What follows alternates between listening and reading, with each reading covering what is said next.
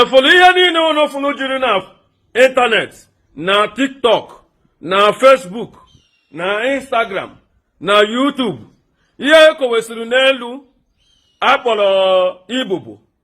Asị gị Igbo bụ isi atụ, Igbo bụ isi ele, Igbo bụ ntalimoroko, ihe niile a nwedị nke bụ Igbo dị ebe ahụ. Mụ gwalụ gị ya, ahịa onye na-azụ ka ọ mara anya ya. Igbo na-alụ ọlụ, ịdị afịa n'ịntanet. Igbo na-alụ, adị ekosi ya ka nga akpọsalụ onions n'ahịa, nke onye akwụrụ ebe a, nke onye anọrọ, nke onye anọrọ, nke onye anọrọ, the whole face. Ha just were sie isi anụ kejusie ihe gwa gị n'Igbo juru ebe a. Ọwa akụkọ uche gba agụ, onye ahụ gburu, onye agbalụ ka ahụ gburu. Ọwa akụkọ ifo. Ihe niile ahụ ekojuru. Enwere onye bịara gwa m sị m na o nwere ebe o ruru igote ihe, ọ fụrụ isi atụ. Onye na-ere spiritual material agwụ ya na ọ na-ere isi atụ na a na-eji ya agwụ Igbo. Nsị ya, ị chọrọ igote ya n'ime ahịa iji eje ebe onye na-agwọ dị Igbo. The main Igbo bụ Igbo. Awụ mmadụ ga-akpọje gị mmadụ onye akpọjere gị ga-akpọje gị mmadụ onye akpọjere gị, onye mmadụ akpọjere gị ga-akpọnyekwa gị onye ọzọ. Tiri gị nkwute nga a na-eme dị real Igbo bụ oke ọgwụ. Real Igbo bụ by connection. Igbo bụ nnukwu ọgwụ nchekwa. Igbo bụ nnukwu ọgwụ obodo o ji echekwa onwe ha, obodo o ji eji ọgụ. Onye ji Igbo adịghị atụ asị. Igbo na-akwụ n'eziokwu. Igwe Igbo ijiri ya wee jee ọgụ, jecha ọgụ bata, maọbụ ijiri Igbo na-egwu ụmụnne gị wayo, ị ga-anwụ. Sogoro gị gwọ ọgwụ egbe, gwọ ọgwụ mma, ihe ga-egbu gị ga-abụ ihe pere mpe. Igbo abụrụ ngwongwo ụmụaka. Igbo agwụrụ ọgwụ eji eti egwuregwu. Efuru nke anyị na-afụ ekowasịrị wit isi anụ dị iche iche, na-awụ ya Hennessy, na-awụ ya Life, na-awụ ya Star, na-awụ ya Fanta, na-asị gị na Igbo bụ abụkwa Igbo. Enwedị ihe dị ebe ahụ, ọrụ dị ọrụ. Mgbe gburugburu ọ bụ na-agwọ Igbo, mgbe aka na-akwanyela omenala ugwu, aka na okwe ndị ka na-akwanye, mana efulanụ na enwe ndị ji maka ego wee na-ekpugide omenala aka. Mgbe mbụ achọla igwu Igbo, ọwụ ndị gbasiri ike, ọha na-agwụ Igbo nọ nke onwe ha. Ọwụ obodo na-agwụ Igbo, ana Igbo ahụ na-agwọwa ya. Obodo ga-ebupụta mmụọ, a ga-ejiri Igbo mmụọ obodo ga-eburu Igbo ahụ agwụrụ agwọ, buo ya jee n'ahịa, bughachi ya garịa obodo, bughachitekwu ya azụ. Anụ na oge ahụ ebu ya eje n'ahịa, enwere anụ ọbụla gbafere, enwere anụ ọbụla afụrụ n'ụzọ, enwere anụ afụrụ n'ụzọ ka ebu ya bụ Igbo eje ahịa, a ga-akwotu ya. Igbo abụrụ ngwongwo maka Igbo abụrụ ihe a eji akpa gị, don't worry, weta ego ka m gwọrọ gị Igbo isi atụ, weta ego ka m gwọrọ gị Igbo isi ele, weta ego ka m gwọrọ gị Igbo isi ebine, weta ego ka m gwọrọ gị Igbo isi atụ. Even na recently a ụmụ nwaanyị na-anakwa ego agwa Igbo. Ewu amụọla n'ọkpụrụ final. Eziokwu ka m gwara gị. Igbo bụ na a na-agwa Igbo, nwaanyị adịghị anọ nga a na-agwa Igbo.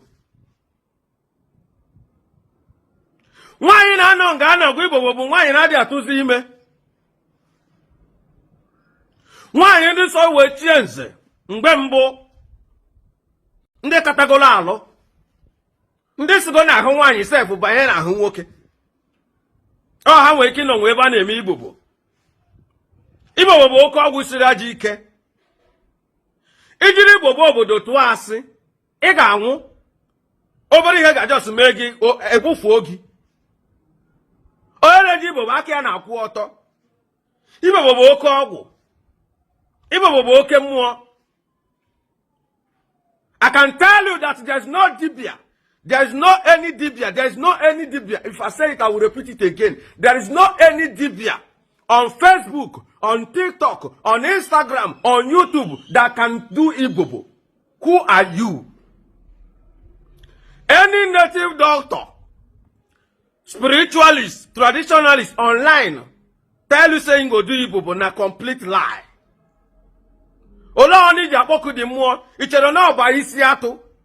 Ichere na ebe iwote isi atụ wote so ụmụ anụmanụ tinye anụ ya n'ọkụ kedi ya gbuori ya ni chere ya bụ Igbo. Ebekwa na Igbo bụ mmụọ. Enwere deity, enwere spirit bụ Igbo bụ afịa. Ijola ese ka ese hiwe mmụọ mgbe mbụ. Ijola ese ka ndị Igbo je hiwe agbara. Igbo bụ agbara ka ọ bụ n'onwe, Igbo bụ mmụọ. Ọ bụrụ that isi atụ ahụ ị na-afụ bụ ya bụ dị Igbo bụ. How the spirit of that Igbo bụ ka a na-eji wee mee ya. Maka na Igbo bụ riri atụ.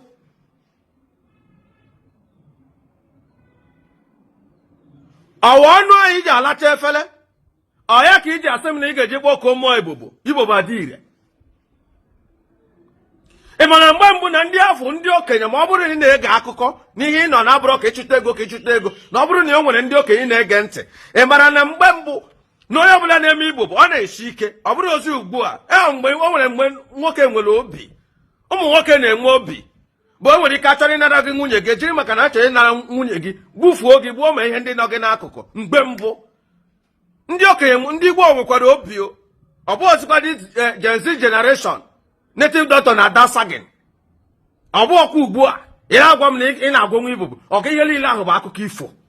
Ịgwọnwụrụ ndị Igbo bụ as far as na iso m nọrọ this internet ịgwọnwụrụ Igbo bụ enwe m level of ọgwụ native doctor nọ online ga-agwọnwu because na ịgwọnwụ Igbo bụ adịrị ofele ọ ga-efu gị ihe ndị ahụ niile unu na-afọsị eje side Enugu steeti ama m ka a si eme nke ha ọkwa mmadụ ka a na-agwọrọ ya ka onye chọta ego ogosi isi anụ kesie ihe kwa ya na line gbaa ya vidio ọsị Igbo bụ isi atụ Igbo bụ isi ele ndị mmadụ nwee akụkọ uche gbagụ asị. Gị nwa na-achụ nta ego na-achọ ka ịgba moto mara mma na-achọ ka ibie n'ụlọ mara mma gị nwa na-agwa m na ị na-agwa Igbo bụ wite ọnụ iji alacha nwaanyị efere ka iji akpọkudu Igbo bụ kwuche ọnụ ị ga-edosali nwa nsọ a na-edose mgbe gboo. Emekwa na mgbe o nwere ọgwụ ọba achọrọ ihiwere gị ya ma ọ bụrụ na o soro ndị okenye too na a nwere ndị na-akọrọ gị akụkọ achọrọ ihiwere gị ya asị gị oke mebi ga-enwekwara ihe ị ga-emekọ wite nwaanyị tiri abalị asaa mana for this generation now 3 days si nwoke ehikwala wite nwaanyị 3 days ọ sị gị ha na 3 days dịkwa too much. Mana mgbe mbụ ị ga-afụ onye dịkpa zuru ihe eji nwoke eme egwu ya datị na ihe a chọrọ imelie na ọ ga-anọkwa abalị ole dị ihe ọ sị gị na ọ ga-atụkwasị ya sọm ụbọchị ka ọ ga-aga inwenwula obi ya gị nwa na-achọ ka ịkpata ego ka ị nweke je gbaa zamzam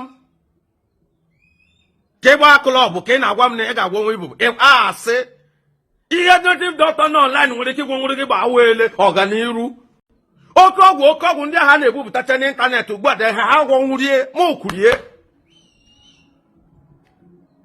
ihe native doctor online ga-agwọnwụrụ gị bụ awele mebi na ihe ị na-eme adịghị aga yes I can tell you that yes na ịnwetakwa ezigbo native doctor online ahụ ọ ga-agwọrọ gị but ọkwefụrụ maka Igbo bụ ụmụ oke ọgwụ maọbụ isi atọ na mba ọgwụ a na-agwọ bụ ejiri eje ọgụ mgbe gboo ọsọgodi ya bụrụ na onwe ihe mere ebere ego aka maọbụ egbujie gị ụkwụ isi gị agara atọ na mba ahụ ị ga-emechekwa larute ụlọ.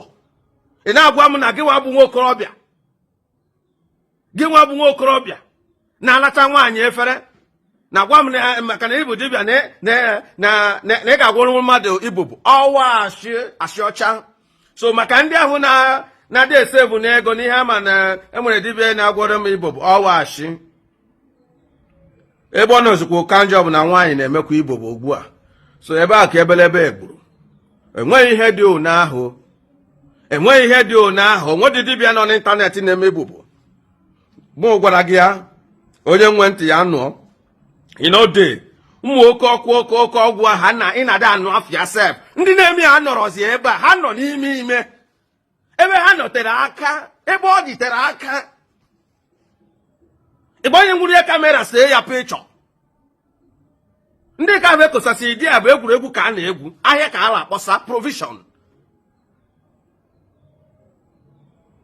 ole ala ị nwere ije eje edosa Igbo bụ ọnwụ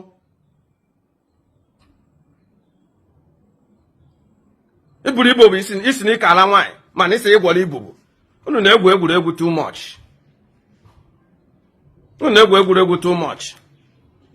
Idesa nwodo nsọ ị gaghị ebuli ya enwedị dibịa menwuri ya ogwu ihe niile ala eme yara wuru iwebụ ana ọ na Facebook agbanye kamera na-eke ofu ihe n'isi atụ iwebụ ka a na-asụmodi ya taa akụkọ nwa ihe na-esumodo nwa ihe rụrụ ọrụ dị ya na me tell you na ọ na-ema na ndị ga-ekweta ga-ekweta enwere ndị bụ ọsọgọdị gị si n'ụtụtụ gwa ha eziokwu ruo n'abalị ntị ha akpọchi gị akpọchi onwere ihe a na-afụ onwere ihe a na-anụ dị anụ ihe ha chọrọ bụ ebe ha ga-asị ya yes na here ha na-edere something ka agwọ ya ka ubi ibu ịmakọ na ọgwụ bụ ọgwụ dị ile na-epe mpe ịma na ọgwụ bụ ọgwụ dị ile na-epe mpe mana ugbu a enwere ike dibịa were nwa obere ihe nye gị ya pe mpe ona ihe ga-ebuza ka kreti godoro mgbe ego ahụ i nyere ya na ihe o nyere gị na ole nke ka ibe ya ọgwụ bụ ọgwụ na-epe mpe odogwu na-epe mpe n'isi odogwu na-epe mpe ọ na-edubedi ya so ụmụ ihe ndị ahụ unu na-achọkasị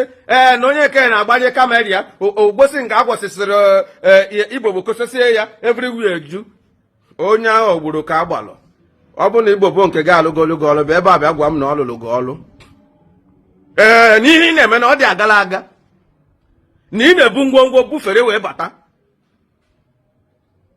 na nnọọ kemgbe a gwụchara gị Igbo bụ ka ibido buo ngwongwo iburu je gị buru bata bụ ebe a bịa sị m na ọ ga-egwogoli ya ọ dụrọ nobody can ever give that testimony unless o nwere ka esi kwụọ gị ụgwọ mana ọmụnwa na-agwa gị ya ụdịka ihe a dụrọ maka ụmụ Igbo ndị ike nọ n'ala bekee ndị nọ na kọntrị dị iche iche na-asa ndị si ego gwọrọ m Igbo bụ ka m nwee ike na-ebu ngwongwo na-agafe ka m nwee ike ka eke ghara ị na-afụ m agaghị achọta ya na Facebook zie your brother zie your sister nọ na abroad si ya na-ekwu eme dibịa kwuru si n'ihe ahụ ọ na-achọ dibịa ọ ga-enweta n'ịntanetị ga-akwọrọ ya Igbo bụ ọ ga-eji bụrụ ahịa ngwongwo mee nke ọ dịrọ na Facebook ọ wụ mmadụ ga-ezikọ gị onye ga-ezikọ gị onye ga-emelụ gị ya ihe ahụ a na-achọ siri ike Igbo ka nwere ihe siri ike ruo ma taa ma echi ihe Igbo ji biri dị ebube ka aja ọ dị ka aja dị n'ala